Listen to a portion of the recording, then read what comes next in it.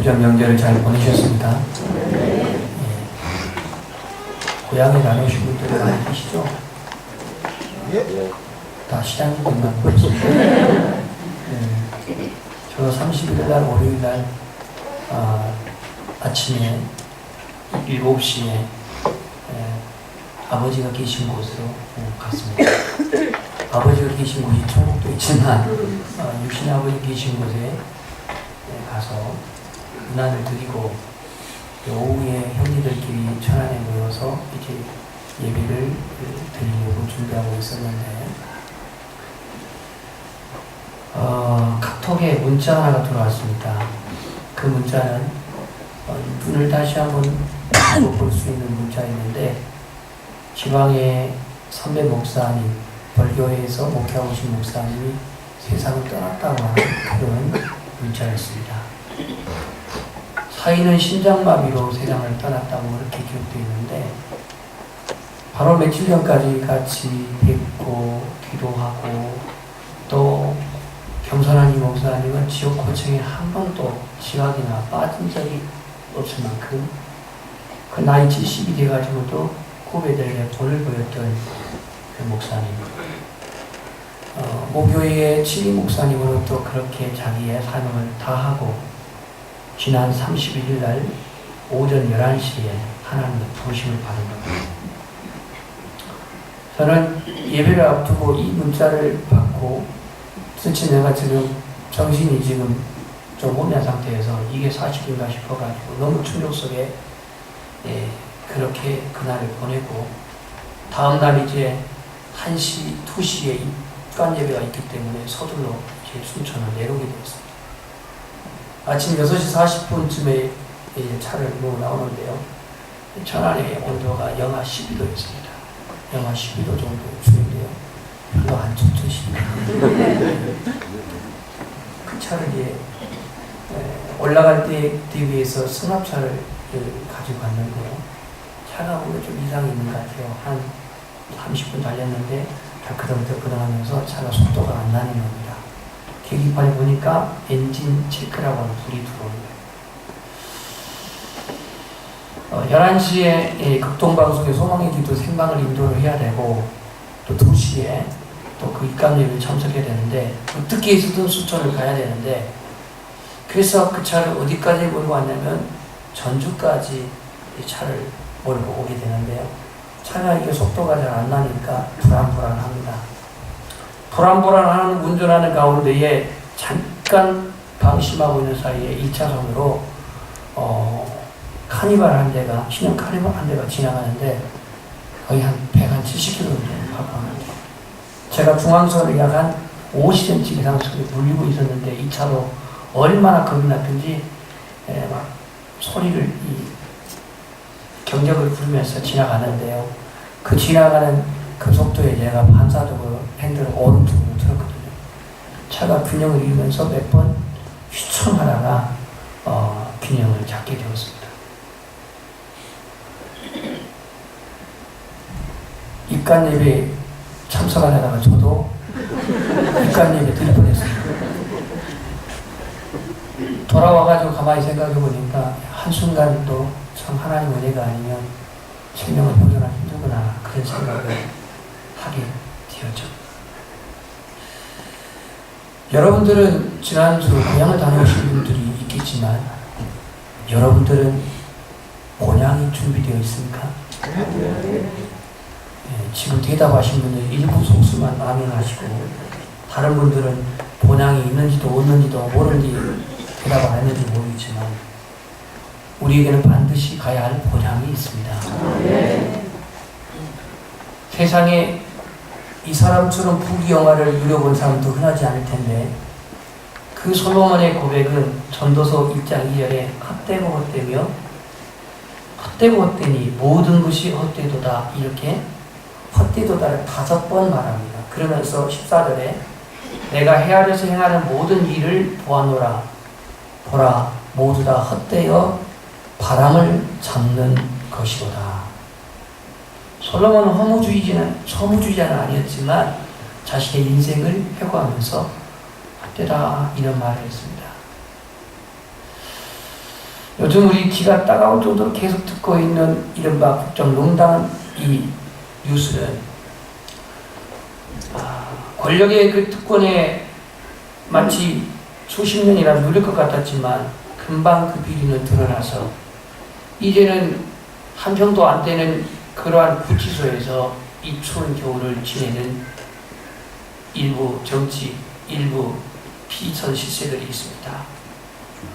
권력의 단맛을 즐겼던 비서실장, 그리고 대통령의 힘을 받아서 문체부 장관, 또 그리고 그 여성의 신분으로 들어가서 청와대에서 또한 그런 일을 맡았던 이분도 지금 구치소에 들어가 있습니다. 그들은 아마 인생의 허무함을 분명히 거기서 느낄 것입니다. 우리의 인생은 사실 실체가 아니라고 성경은 말합니다. 실체가 아니면 뭐냐? 성경의 표현은 우리의 인생을 안개와 같이 표현하고 있고 그림자로 표현하고 있습니다. 그림자. 이 손은 실제라 하지만 그림자가 있습니다. 사실 예수 그리스도는 천국의 실제입니다. 그분은 하나님으로서 우주를 다스리는 천국의 실체이죠. 그런데 그 예수님이 이 땅에 오셔가지고 우리 인생을 그분이 무시하거나 우리 인생을 인정하지 않은 게 아니라 그 주님의 말씀은 언제나 천국의 복음을 전했고 천국의 복음을 가르쳤습니다. 그러면서 우리의 삶의 인생을 주님은 인정하지 않는 게 아니라 인생을 인정했지만 우리의 삶의 실제가 이 땅이 아닌 것을 분명히 말합니다. 사람들이 왜 이 땅에 목을 매냐? 이 땅이 실제로 여기기 때문입니다. 사람들이 왜 돈에 목숨을 거냐? 돈이 실제로 여기기 때문입니다. 사람들이 명예에 인기에 왜 목을 매냐? 그것이 실제라고 여기기 때문에 그렇습니다.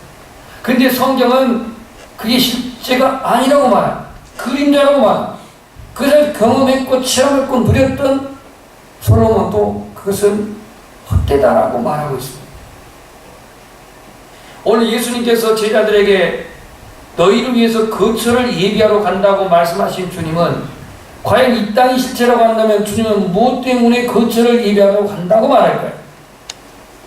이 땅이 영구적이고 이 땅이 우리의 영원한 그야말로 유토피아가 이루어지는 곳이라고 한다면 무엇 때문에 주님은 거처를 예비하러 간다고 말할까요? 이건 그냥 심심풀이를 하는 말일까요? 이것은 그냥 종교적으로 그냥 주님께서 지어낸 하나의 소설일까요? 내 아버지 집에는 거할 곳이 많고 너희를 위해서 거처를 예비하러 가. 거처를 예비하고 난 다음에 다시 올 것이라고 말씀하신 이 재림을 약속하신 주님은 우리에게 분명한 본향이 있음을 말해주고 있습니다. 본향이 있음을 말해주고 있습니다. 우리 인생이 이 허무한 인생을 극복하지 못하고 우울하고 조울증, 허무한 인생을 극복하지 못하고 극단적인 행동을 취하는 사람들이 많습니다. 오늘 우리에게는 돌아갈 본향이 있습니다.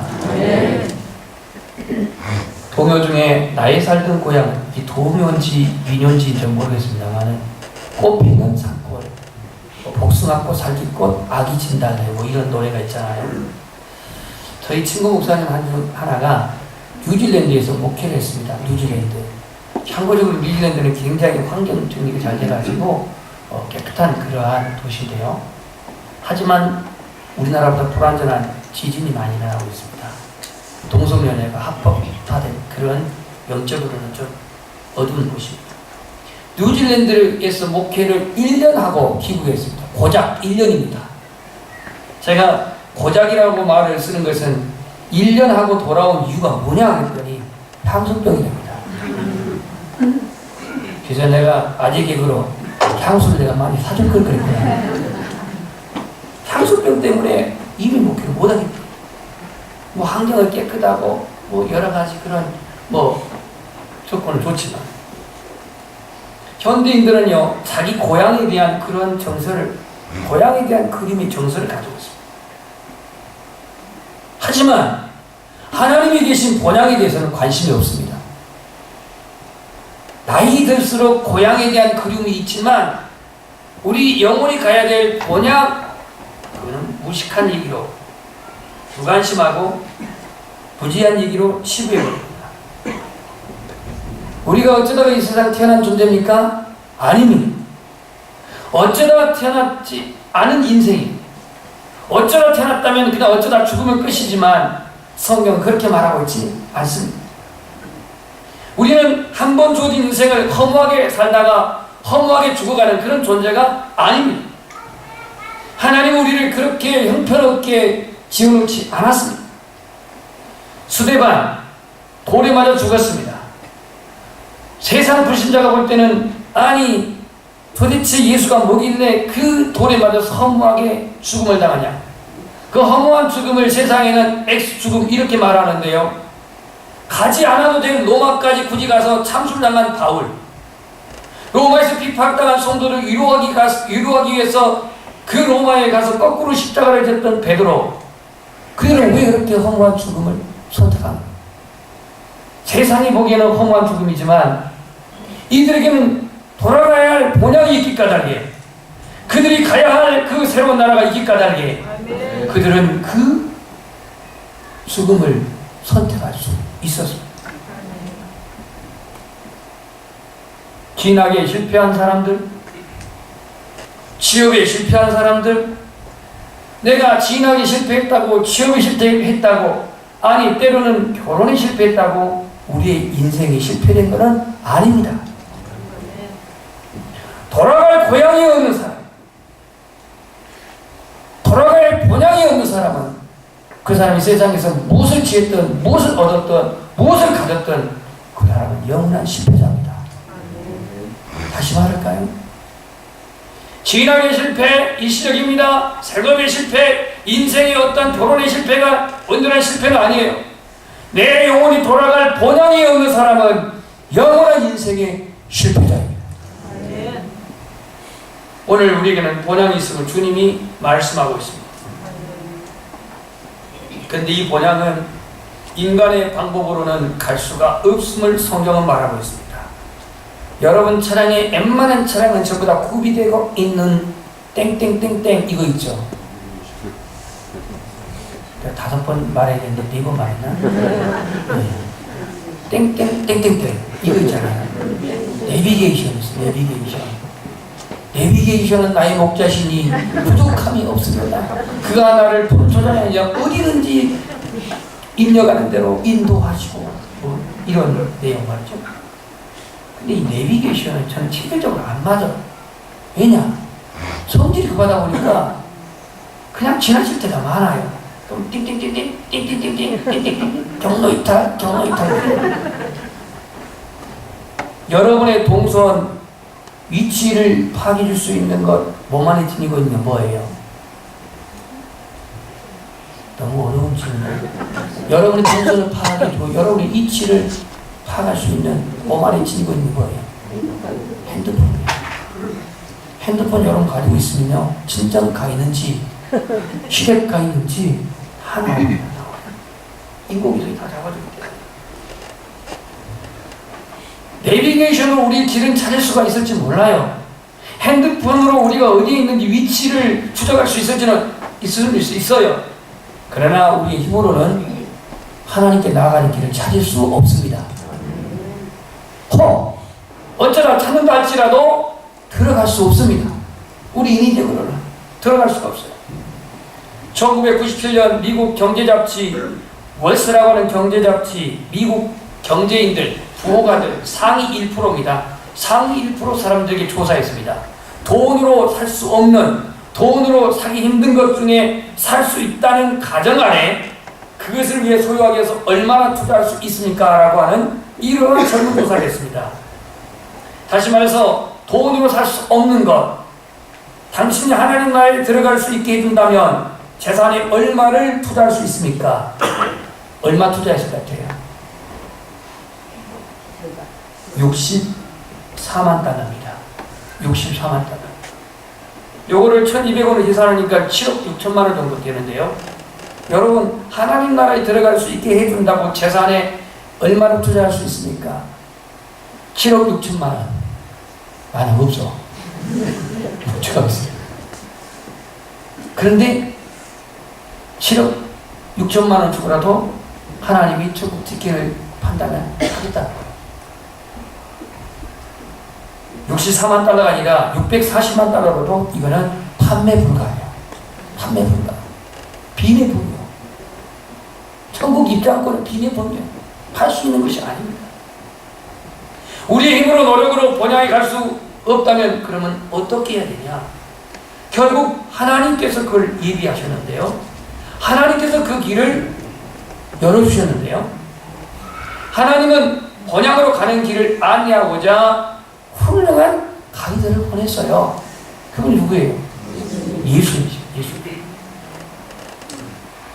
자신이 6절에 나는 길이요 진리요 생명이니 나로 말미암지 않고는 아버지께로 번향으로 갈 자가 없다라고 자신이 아예 선언도 하고 있습니다만은 이 우리의 번향으로 인도하기 위해서 가이드를 세웠는데 정확한 가이드, 아주 책임져 주시는 가이드 예수님을 보내셨습니다. 그래서 우리의 번향으로 인도한 유일한 해결자는 예수 그리스도입니다. 그가 오늘 뭐라고 말하는지 14장 1절을 한번 읽어보겠습니다. 시작. 너희는 마음에 근심하지 말라. 하나님을 믿으니 또 나를 믿으라. 너희는 마음에 근심하지 말라 그랬습니다. 여기서 너희는 예수님의 제자들인데요. 예수님의 제자들이 그럼 왜 근심을 했느냐? 자, 36절에 보면 13장입니다. 13장 36절에 보면 시몬 베드로가 이르되 주여 어디로 가시나이까? 주님 떠난다고 하니까 어디로 가시나이까? 예수님이 나 천국 간다 이렇게 답하면 확실하게 말했는데 애매한 답변합니다. 예수께서 대답하시되 내가 가는 곳에 네가 지금은 따라올 수 없으나 후에는 따라오리라. 이게 더 어디란 말이야? 지금은 따라올 수 없지만 후에는 따라온다. 알 것 같기도 하고 모를 것 같기도 하고. 우리 성경에 이런 대목들이 좀 많이 있어요. 나 천국 갈 거야. 나 아버지께로 갈 거야. 이러면 얼마나 시원해요. 근데 넌 내가 지금 가는 길을 올 수 없어. 놔두면 올 수 있어.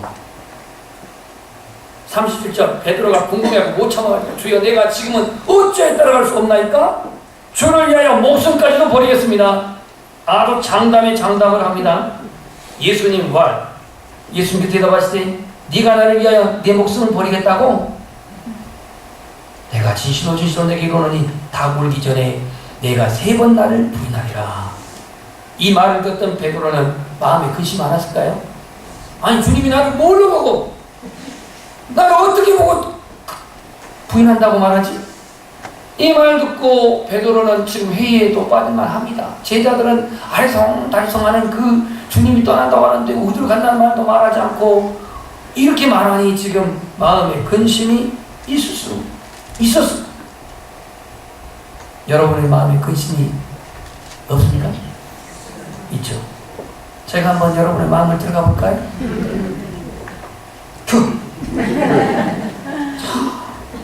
취업을 해야 할 사람들은 취업 때문에 근심하겠죠.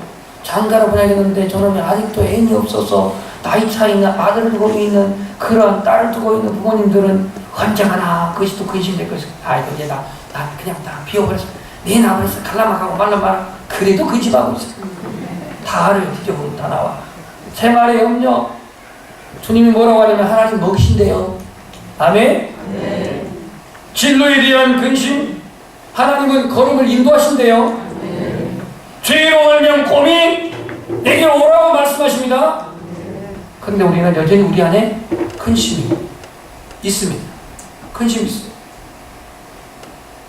내 안에 근심을 이길 수 있는 게 뭐냐면 믿음인데 결국 우리 안에 믿음이 결여되고 믿음이 부재 상태고 믿음이 고갈되게 되면 우리 안에 오는 근심을 우리는 털어버리기 힘들어요.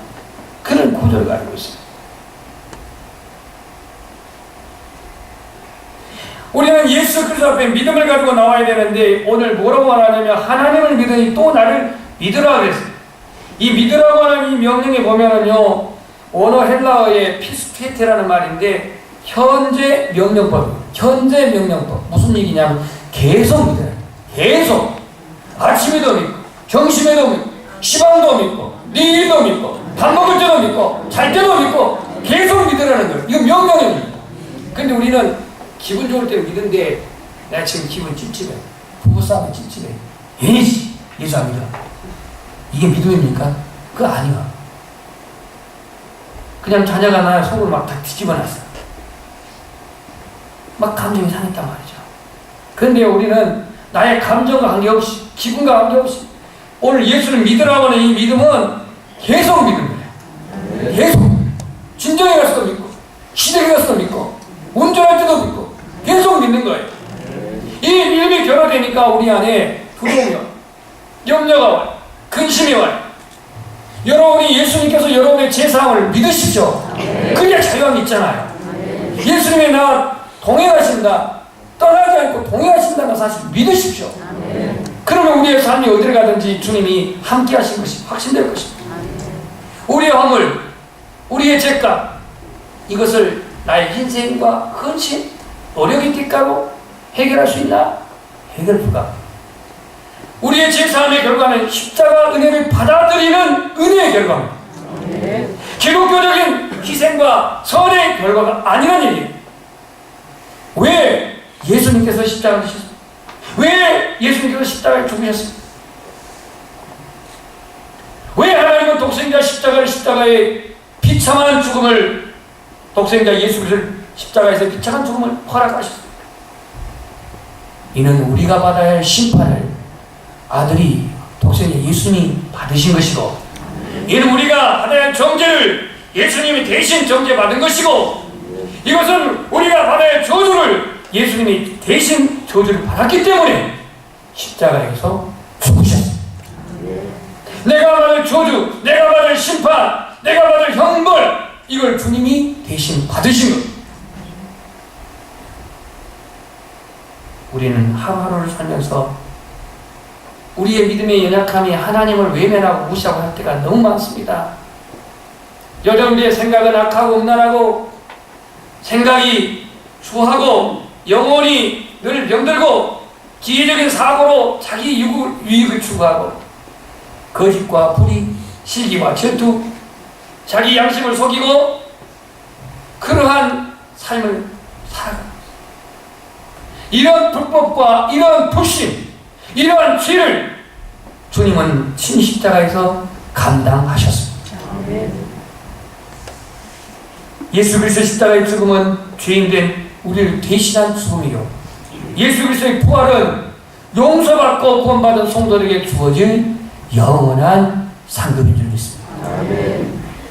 1899년에 미국에서 같은 해에 두 사람이 세상을 떠났습니다. 물론 태어난 생에는 같은 해에 태어나지 않았습니다. 1899년 1900년도가 바로 시작된 1899년 두 사람이 죽었는데, 유명한 사람, 한 사람은 전도왕인 드와이트 무디입니다. 이 드와이트 무디, 또 한 사람은 로버트 잉거솔이라는 사람인데, 이 두 사람이 1899년 세상을 떠났습니다. 공통 분모는 드와이트 무디나 로버트 잉거솔, 예수 믿는 집안에서 출생했습니다. 어린 시절 교회를 다녔습니다. 탁월한 연설과요, 사람들에게 존경을 받고, 그리고 잉거솔은 영향력 있는 정치가이자 변호사였습니다.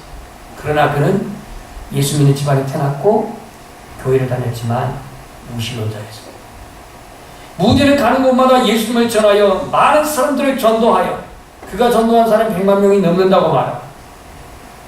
많은 사람들을 전도하여 절망에 빠진 사람들에게 소망을 주게 하고, 그리고 예수께로 인도하는 그런 삶을 살았습니다. 그러나 로버트 잉거솔은 내가 보지 못하면 난 믿을 수 없다, 불가지론자, 자연주의자였습니다. 탁월한 연설로 영향력이 있는 위치에서 젊은이들의 정신세계를 타락케 하는 사람이 로버트 잉거솔입니다. 왜냐하면 하나님은 없다, 보이지 않는 하나님은 없다, 성경은 어디까지나 이것은 실화가 아니라 그냥 우화다, 우화, 그리고 만들어낸 신화다라고 이렇게 폄하하면서 하나님을 믿지 못하게 하는 공언을 세우잖아요. 로버트 인거선.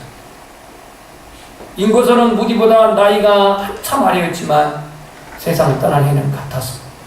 어느 날 갑자기 그는 세상을 떠났습니다.